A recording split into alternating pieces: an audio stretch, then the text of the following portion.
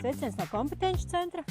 Ir jūlija beigas un ir pienācis laiks domāt par ežu novākšanas, bet man ir vēl bišķi jāpaskata, ko mēs esam šajā sezonā kompetenci centrā izdarījuši, tā pēc saraksta.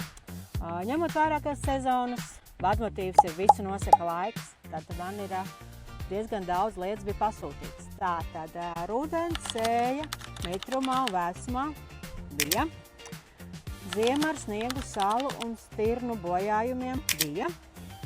Vēss, garš pavasaris, tas man arī ir bijis.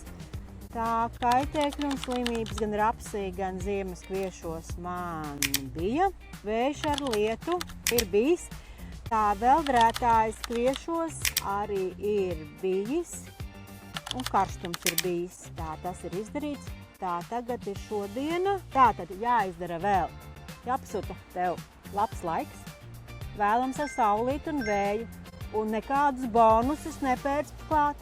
Lietas nāk, un man tagad vēl nevajag. Tā, šitos pierakstu, lai tu neaizmirsti. Jā, un kamēr vēl žūst, tikmēr man vēl jānovāc karogi. Ejam. Lai varētu vieglāk kult, lai tas viss netraucē.